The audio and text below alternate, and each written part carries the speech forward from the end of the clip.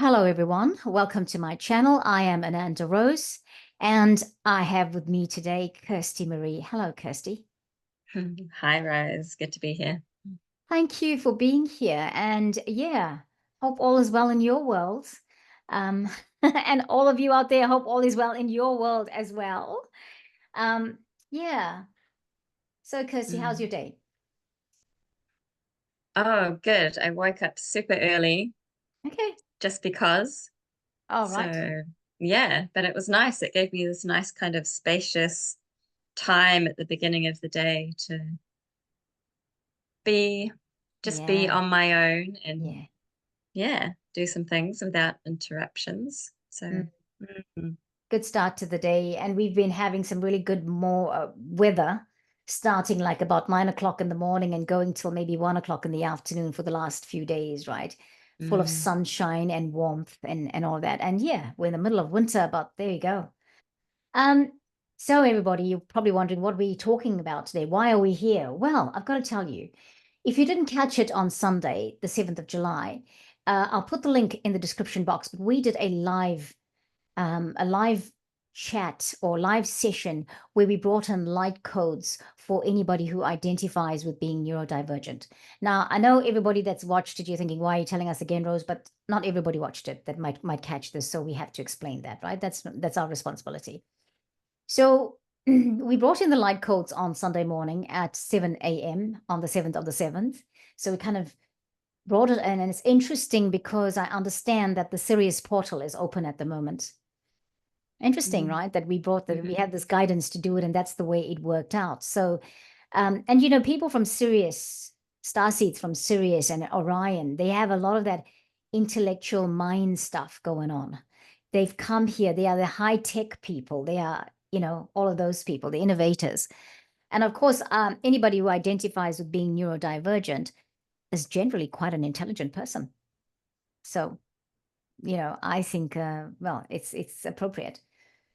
But Mm, mm, but yeah. come, yeah, Lots of different types of intelligence, of course, but yeah, yeah, it's a bit of a cliche, but it's for a reason about, you know, neurodivergent people working in IT and those types of fields. There's a lot, yeah. yeah, yeah. And I'm definitely not one of them. But you I'm have more of a other, look at the computer and it blows up person. But yeah, yes, yeah. yes, but you could have that creativity thing going, that creative strength.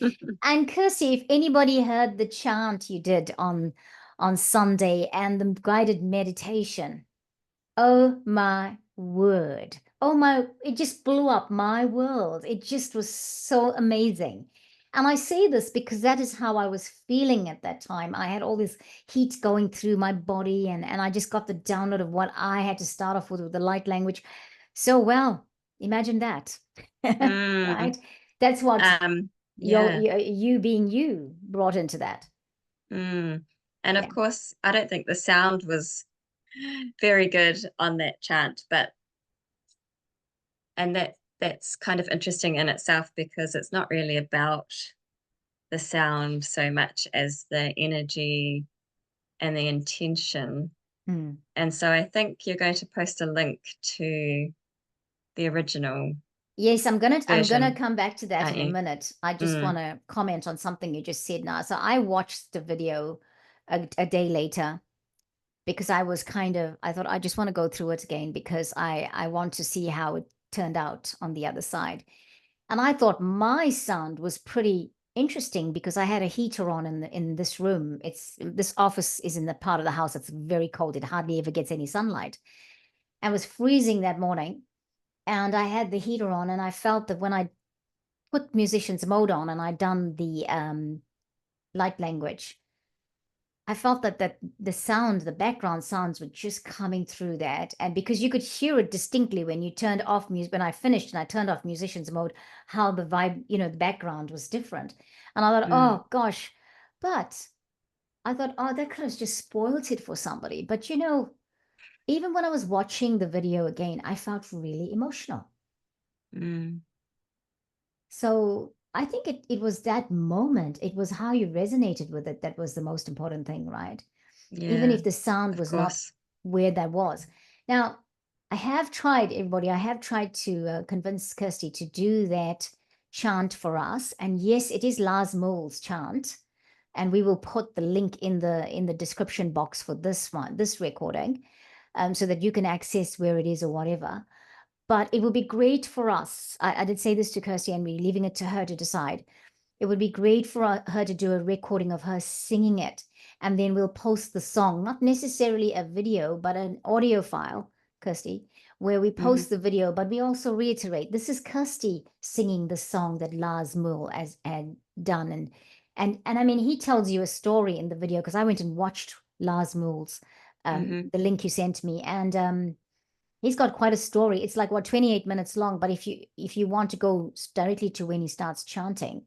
Yeah. So I know it's Aramaic, but I just had a very Native American feel about it. I had a very Peruvian Native American feel about it. It's interesting, right? Yeah, the energy of kind of those older languages is interesting, and you know, it will have elements drawn from various places and cultures and times. Yeah, so if you're interested, you can have a listen to that and try, you know, try the chant for yourself and see if it's something that you enjoy for dropping into a sacred space, because I use that chant to open a sort of sacred container at live gatherings I do, and often at least some of the members of the groups will have a really visceral response to it. So that is interesting. Very beautiful chant, because it just kind of just downloaded so much in itself. So what we want to do today is we did want to talk about the chant, which we've done, and I'm sure Kirsty will tell us more that she wanted to say about the chant, if there is any more to tell, very shortly. I want to talk a little bit about the light language, and just go through why we're talking today. Why are we deciding to come online and talk? Are we doing this recording? Because it is linked to what codes came down on Sunday when we did that session. And once we've done all of that, we will go through and look at some of the comments that you made. You watch the live session, or caught it later on, watch the recording, and we want to respond to that. So that's really, that's what we would like to do. And again, reiteration of any more comments that you might have, anything else, any questions that come up after you watch this, then please feel free to put them in the comments box, because I think we will do one more of this small session, maybe next week, like a half an hour, session, where we look at the comments and we talk back to you from your comments, as in we respond to it. And today really is about explaining the codes that we got on Sunday, and what we think is happening. And Kirsty, whatever I said I thought was happening, it doesn't necessarily mean you'll be thinking the same thing. You might get something different. Please feel free to share that. So let's go back to the chant. Have you told us everything about the chant? I don't think there's too much more I want to say, other than that it is a form of calling in the directions, and it's kind of like, I don't know if you've heard of a Merkaba, creating a Merkaba of light around you. So it's like a star shape, top and bottom intersecting. Yes. And it's referred to as a light vehicle or a light body in many cultures. And I think one of the values in that is just connecting to that idea of sovereignty. So connecting always first to your own higher self, light body, and coming from that place, and remembering that it's all in you. The connection to the divine is all in you. And when we talk about things like codes and light language, it's all beautiful, and it's not something that's being sort of pushed into you or imposed on you. It's just that it's a thing that might help you to remember yourself.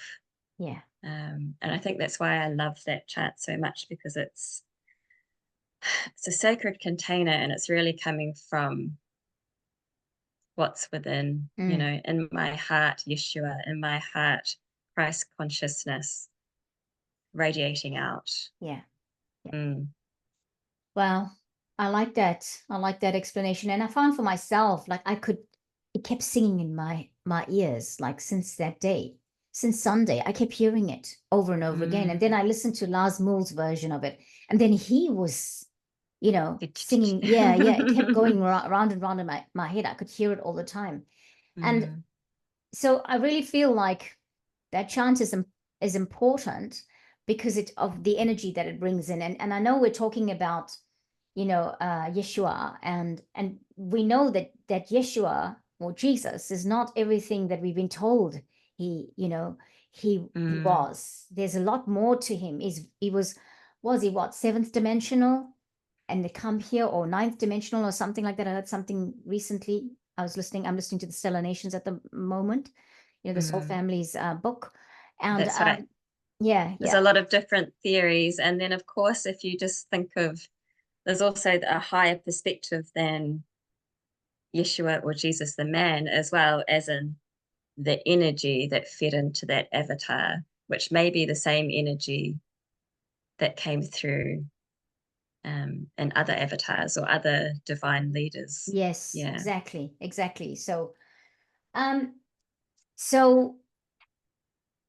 what about, so I was talking about my feelings. So I brought that forward because I really wanted to, if anybody else was going through that, then it almost feels like that's what we created in that energy space, and this is why we're talking today, because it was almost like we created that, we brought in those light codes, and we left out of that space, but we needed to come back and reflect on it and put out a video so that everybody who was in it might be able to get something out of this and sort of anchor, because I feel like the light codes are anchoring at the moment, right? And I feel they're anchoring, but it was really about, that was the first step, about them anchoring, and we need to process it. And that is why we're coming back in a couple of weeks to do another one, or less than a couple of weeks. Yes, less than a couple of weeks, like in 1.5 weeks time, we're coming back to do the next one, because the next one would be about, okay, you've integrated what you needed to now. And so now maybe the light codes that are coming in now are the ones, and it's weird because I think we find out what the light codes are maybe even after the fact. And maybe it's different for every one of us, depending on where we are in our life right now, right? But the light codes that come in then next help us to sort of come into ourselves, come into our own, come into our purpose, all of that. I just really got the download that this should not be rushed, given everything that anybody who identifies as being neurodivergent has gone through. We need to give it time to sort of assimilate, to be assimilated, and to just permeate and to just integrate. What do you think, Kirsty? Yeah, integration is, it's kind of a buzzword, but it is really important. And so, if you listened to the codes, you could think about what integration means to you.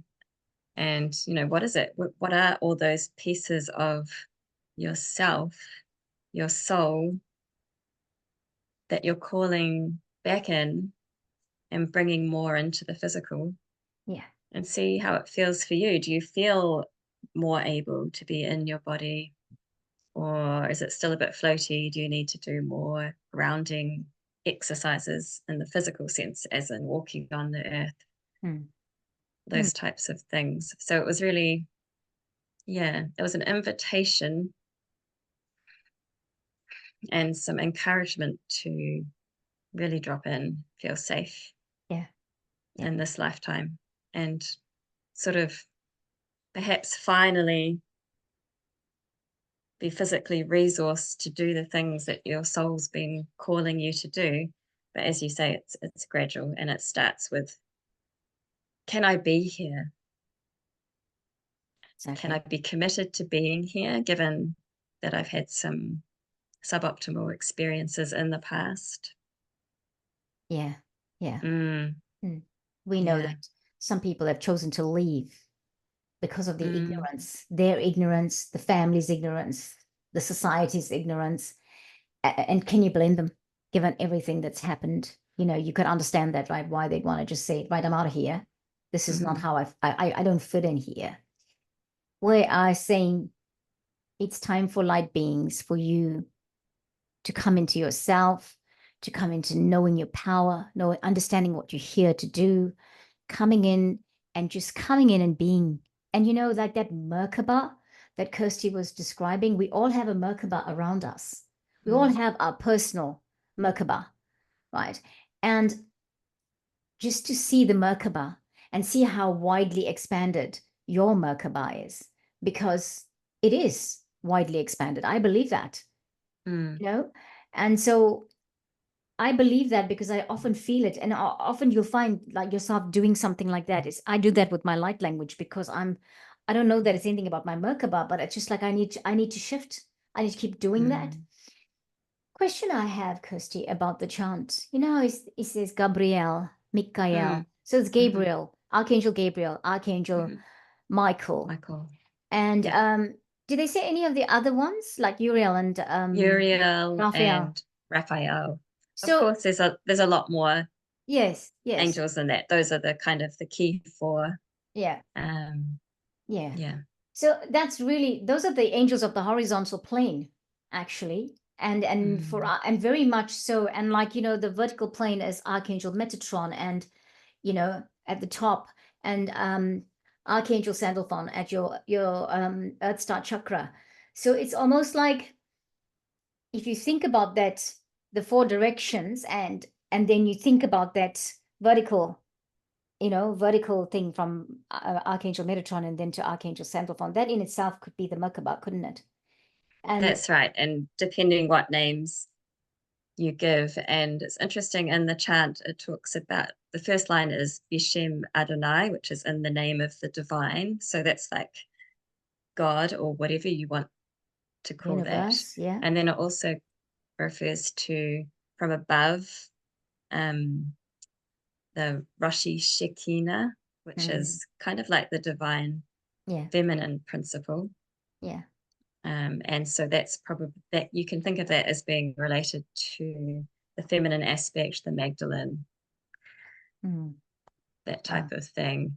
And then because the chant doesn't specifically talk about connecting down below, that's why I usually will talk about connecting to the earth.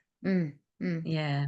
It's almost like an assumption, right? That you are on the earth and you're anchored in here. So now keep your directions, you know, like all around you, east, west, north, south, that, or, you know, yeah. Because I mean, when they talk about the angels of the archangels of the horizontal plane, they go Raphael, which is east, Michael south, Gabriel west, and Uriel north. So, but it's almost like you sort of like, okay, you are grounded here, you're here already, you're anchored in here. Now just be in balance with all the directions around. Well, I'm using direction, but it doesn't necessarily mean that, you know. So I put out a song. Sorry, anything more you want to say about that, Kirsty, before I move on? No. So I put out a song yesterday, a light language song that I was given after that. I was given that on Tuesday. I woke up with it, and I was driving to the hairdresser, and I just couldn't stop singing the song. And I thought, oh, I think we're supposed to put this out. And that for me was a courageous thing to do, because I did it, and then I was like, oh, that doesn't sound okay. And you know, the third dimensional perfectionist comes out and all of that.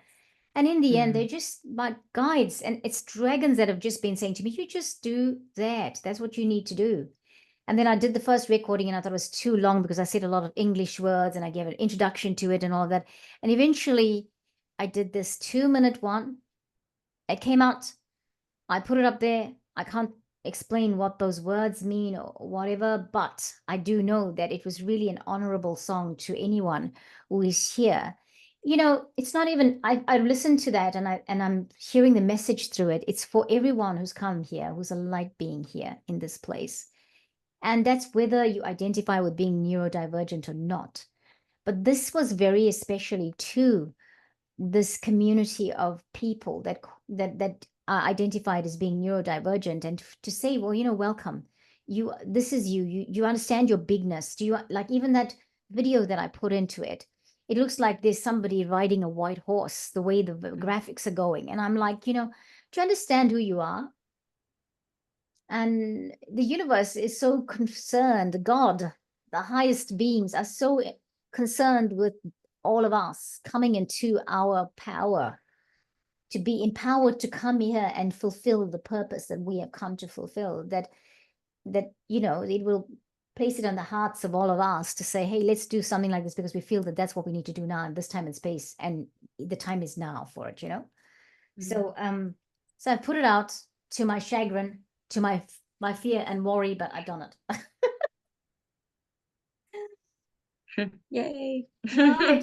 Anyway, thank you, everyone. I mean, and even if you thought it was horrible, that's okay. That's where you're at, and that's I'm all right with that. So the light language was emotional. It was emotional. It was so emotional. It was just, even like when I watched it as well, I just felt such a sadness in that. But you know, that's the thing. That is it. I think it's the acknowledgement of it all, understanding all of it. That's the thing, you know. So yeah. Anyway, so before we go to comments, is there anything you want to say about this? Anything that we said so far, Kirsty, that you haven't said yet?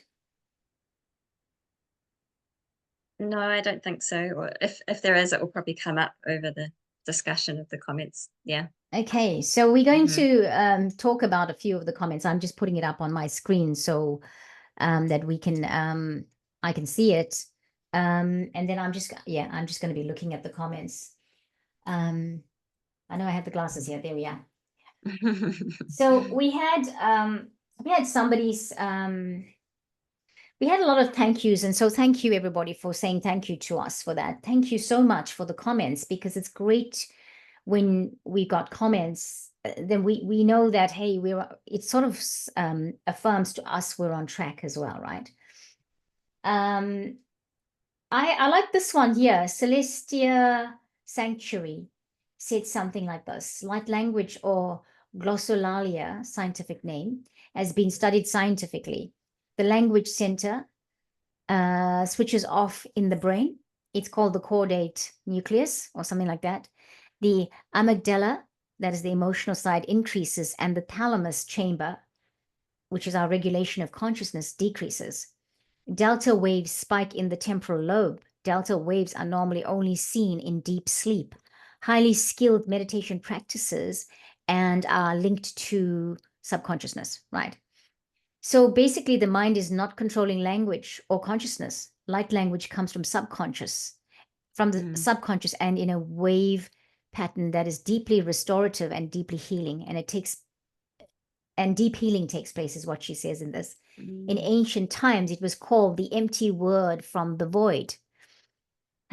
She says her favorite Hermetic quote is, where speech grows up without words, so the pure spirit may fly towards the wide expanse of non-existence. And she said, she just said she is neurodivergent, and she sings and speaks light language. And, you know, she was saying thank you to us. I really loved that she explained that, because that's beautiful. Beautiful explanation, that one. Then there was one, there was somebody in Ireland, Celtic Fairy. Thank you so much. In Ireland, and thank you for commenting, because it's nice to know that, well, somebody in Ireland was watching. And she also felt the emotion, so I'm just going through hers very quickly. You know, she was just like sending us hugs, and hugs right back to you. Lots of love to all of you, by the way, all of you that commented. So yeah, lots of love and thanks, and I'm just, it's a pleasure. It's our pleasure to be fulfilling our purpose on the planet. So really good. I'm trying to find, there we are. This is the one. that we wanted to answer the question, right? The question was, I have a question. Can you get like codes as a vegetarian, and are you ladies vegan or fruitarian or similar? Because the person says, I love animals and I like, and I think I'd like, I can't, this is, the words are a little bit messed up here, and, or mixed up, sorry, not messed up. And I would find this very surprising for light codes to activate while eating for entertainment, continuously supporting the suffering of animals and amphibians when having the power to change your eating selection. So I think what do you think is how do you interpret that question, Kirsty? Yeah, so I think the question is, can you effectively, be in a high vibration and bring through light if you are eating animals and Yeah. part of that framework? And so I completely understand why you would want to not eat animals. Personally, I do at the moment. I've been vegetarian in the past. Yeah. And I think the answer is personal. And I think, probably as a species, we're moving towards greater consumption of plants. And of course, plants contain a lot of light. Yeah. So I completely understand where you're coming from. I don't know your name, person who made this comment. So it's just Trooper for Life. Trooper for Yes. Life. Yeah, Yes, yeah, that's the yeah. one. Yeah. From a, sort of light filled aspect and a ethical aspect. At the same time, I think, because I'm talking about, this, everybody is a light being. Yes. Everybody is transmitting light. Yeah. And so that's true regardless of what you're eating. Yeah. Yeah, it is. And for each individual, you might find that you feel better, lighter, more expansive eating in a certain way. So go with what's true for you, and of course it can evolve all the time as well. Yeah. Yeah. Yeah, I thought that was an interesting question, because you do wonder, can you light code yourself to vegetarianism? You know what I mean? Like, it is a good question, right? I mean, because a part of my understanding was, okay, can you bring light codes down for vegetarianism? That's Ah, that yeah, that's not so how I understood it, but that's an interesting question as well. yeah, because I Mm. was trying to figure out the question, and part of it was, okay, can you bring down light codes so people can start to assimilate them to be a vegetarian, and how you interpreted was also a good one, because it makes sense, right? I mean, if you're eating meat, and that's not as light as, it hasn't got the lights of the vegetables, right? Like we would get from there. I mean, like, and we're bringing down light codes. How are we affected? Like, what is that all about, right? But I also wondered if she was asking, could you do light codes for vegetarian and fruitarian? And she asked us if we are vegetarian or fruitarian. Now, for me, I didn't think about doing light codes for that, like for vegetarianism, right? And why I did, and my thought pattern with it is like this. I feel like eating is a very personal choice, right? And in this time that we're going through the ascension process, I experienced some things where I went through months, like maybe 18 months, where I was vegetarian, not because I was calling myself a vegetarian, but because I just could not cope with eating meat. I didn't have the taste for it, the craving for it, or anything, right? And then suddenly I got to a certain time at the beginning of this year, I think, where I felt like I wanted to eat meat. And then I was craving it because there was obviously something in it that I needed. So I know other people that have started to eat things now that they were like, they were vegan or vegetarian, that have had to change now because of ascension processes. So I think at the moment, because we're still in the physical, the ascension symptoms are really, well, we're assimilating, we are multidimensional, all of that's happening. So we're going through the transformation. So I don't know that we can say, yeah, we want to bring in light codes for people to become vegetarian or fruitarian. I feel it's very personal, journey, that one. So anyway, I don't know if I misunderstood it, but hey, maybe somebody was thinking that. I hope I answered the question. Yeah, that's an interesting take on it. And I think she was just saying, can we, like you and I, bring through codes if we're eating meat? And I Yeah, would say everyone is a light being, regardless everyone. of diet. And it's Yeah. not that we're saying that we're above anyone else, regardless of their diet. We're saying, empower yourself, wake up yourself, Yes. and listen to your body and listen to the evolution. Yeah. And it may very well be that you eat less and less meat. Or, of course, there's people who survive for long periods of time absorbing just sunlight. Yeah. And you have to go with, obviously, your circumstances Yes. and what's happening for you in the 3D right now. Yeah. Yeah. My motto and my message has always been that everybody can do light language. Everybody can do what we're doing. Those of us that are doing it, it's perhaps we got to the awakening state of that before someone else did. But what we have to work, when you get there, then some of us get this directive of we have to tell others. And for me, that's my mission, is to tell people, is to help them awaken to themselves, bring it to their realization that they can do that too.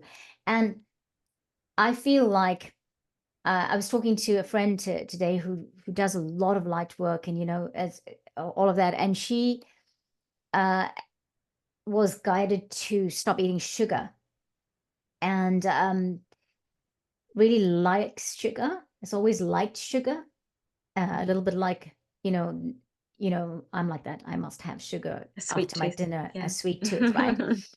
And she had opportunities where she could have had some sugar, where she looked at it and thought, oh, I liked it. Oh, it looked amazing. I wish I could try that. And then went to try something like a rhubarb pie or something that she'd made. And the rhubarb was organic from her garden, all that. And then just started to eat it and realized, I don't actually feel like this anymore. Mm. So again, isn't it that is the process of everything? And it's quite individual. It's up to the individual. So Yeah, listen to the body. Same with, listen to your body. things like alcohol, coffee, or whatever it is. Yeah, Mm, yeah. mm. So I saw something here that I thought um she also said this is interesting. She said um she talked about a dragon is quite a character and playful. Aren't they all? Mostly, Mm, mostly like they are. There's dragons there, but cheeky, man. Anyway, mm. I saw something else here that I wanted to talk about. I like this one. This is from Cell of the Heart. Cell of the Heart. She said this was emotional for her, and um she herself comes into the category of being neurodivergent, and I think her child as well. And she's saying something here about the cat. I like this. She says, my cat joined me purring as I listened. I love it. Yeah, And yeah. yeah, she yeah. Mhm. It's really beautiful when people reply to us and say these things. It's really good. Um, this was Yeah, important and for I us to think, do. Go on. yeah, the this person who just commented with the child and the cat, Mm, um, I could feel that she had a lot of deep emotion, and you've been through some really deep challenge, and I just, yeah, want to let you know that we really see you and honor you in that journey, especially the parenting journey, because it's not all rainbows and unicorns. Sometimes it's like you're going through that dark night of the soul as part of this journey of guiding a young being. And I think that's really interesting. And it kind of speaks to, not for all women, of course, obviously, not every woman has a child, but often that kind of feminine aspect of this spiritual journey because, you know, how many women, especially women who are mothers, have time to go and sit in a cave or on a mountaintop and meditate for 16 hours a day? It's not it's not realistic. And so sometimes it's like the awakening and the lessons, they come to you, and they're often in the package of this tiny human being. I think it's so powerful. Yes. So my opinion on this, the parents of these children, or a mother or a father, Mm. I feel like they don't know how important their part is in this, right? And I believe people who, they say quite often, children who are neurodivergent as likely to have a parent who is, right? And there is something interesting about that, because I feel these parents that have come onto the planet, and they, I mean, most parents at the moment would have probably been diagnosed very late, or misdiagnosed, or not diagnosed, or whatever, right? But Mm. I feel that these parents are so special. They are so important. They are like, I know somebody that I had a download for that tells me that she's actually brought she's a high priestess. And that was her, this time and space. That's what she was supposed to do. And what she's brought onto the planet through her with the children are like, they are high beings. They have been like princes in previous lifetimes, and that's what she had to do. And as a parent who has a neurodivergent child, take this, that you are here for such high purpose yourself. You are probably a being of light that has come to do some amazing things on the planet, but so are the children. And they can be who they are because of who you are and what you give into it. So yeah, no, I just thought I needed to say that, because Mm. it's not Yeah, easy. It's not easy. that's right. And Yeah, sometimes, because sometimes the day-to-day kind grit of it is crunchy, it's yeah, tough, and it can be really seemingly mundane, being the caretaker of someone who needs a lot. And there's so much divine beauty in that. And sometimes it's really beneficial to zoom out and just remind yourself that, you're yeah, here for a purpose. You've chosen them, they've chosen you. And often you've had many lifetimes together, or you've come from a similar place. And there's an agreement an to assist agreement. each other and Yeah, come through. yeah. Mm. So what I'll say about that is, it went out of my head just in that minute, but it was important.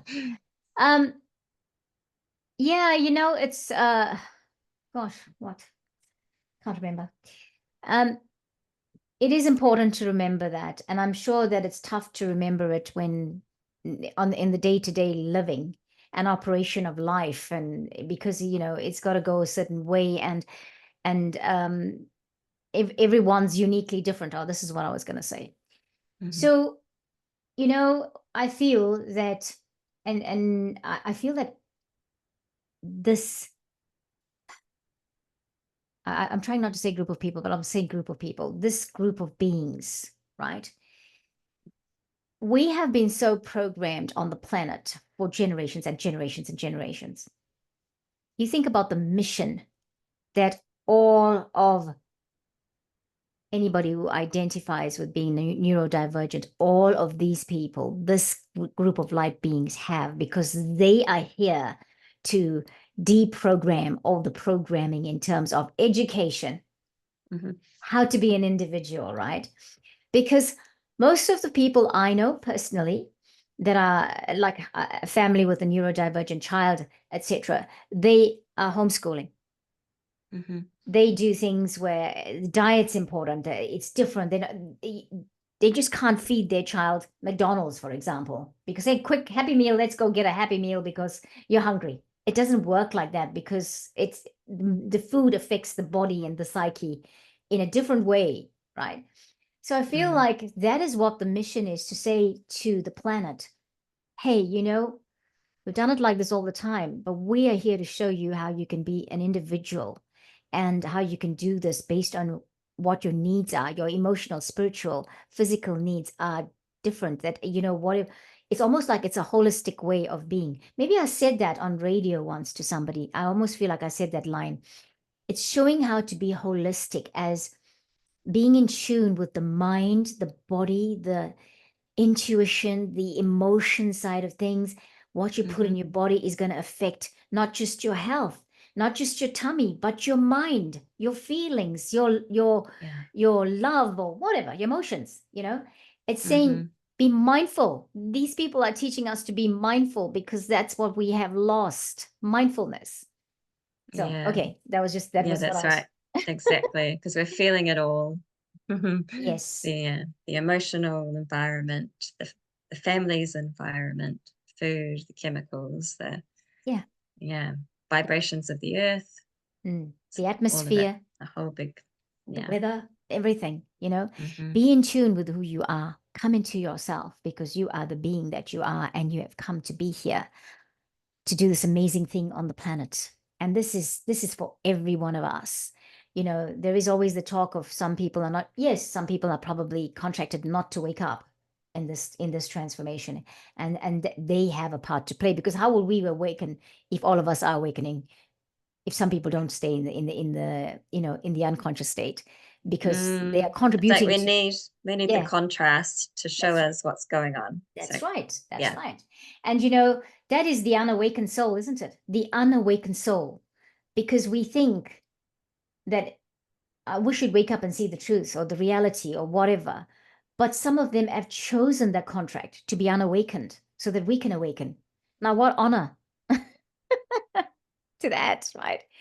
There's so much in the mix, really. So, Kirsty, before we tell everybody what's happening next week, and is there anything else we want to say before we go? No, I don't think so. We've been talking about this deep invitation to be here on this earth for this lifetime, to soothe the nervous system and be present and accept the magic of your unique gifts. And so I think that's what we're going to open out more into with the next installment. Yes, the next installment.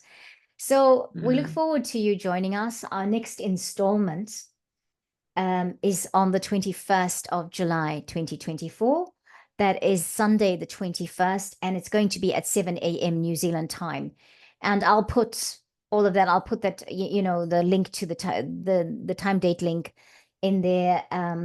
And also we will put the link to Lars Muhl's version of the chant, the Aramaic chant. So thank you so much for watching. Kirsty, anything else? No, I just want to thank you for the light language you brought through. It was really amazing for me as well to experience it live. Thank you for that. Thank you for saying that. And I just felt the energy of the live was very different from the recording. It was just I don't know what happened, and it shifted me like you can't believe it, right? So everyone, before we go, just remember to do your grounding, get yourself in balance. Make sure to be walking in nature, drinking water, taking time to do your mindfulness practice. Work with your crystals, grounding crystal. I've been sleeping with my smoky quartz, I was saying to Kirsty earlier, because I'm needing that at the moment. If you're having trouble sleeping, the crystals are working. Find the one that helps, rose quartz, smoky quartz, calcite. There's others, but we'll catch you next week. We want to do a little bit of I want to do another at least half an hour next week again, because I'm realizing that we're probably going to get more downloads between now and next week. And so our intention with today was to have a chat, to give some reflection, and to tell you we haven't stopped thinking about you. And that, you know, everybody that joined us or watched it afterwards, we know that codes came down and that you would be going through something yourself. And so we needed to say something. And so we'll do something next week as well. I will put out the little clip to remind you of the 21st of July, so that you are aware, so that you can remember that, okay, we're going to do that live chat at 7 a.m. on the 21st of July, New Zealand time, 7 a.m. And so please feel free to continue sharing your thoughts. We really appreciate them. Yeah. Okay, great. All good, Kirsty? Yes. Thank Okay, you, everyone. wonderful. See you next time. Thank you, everyone. See you next time. Namaste.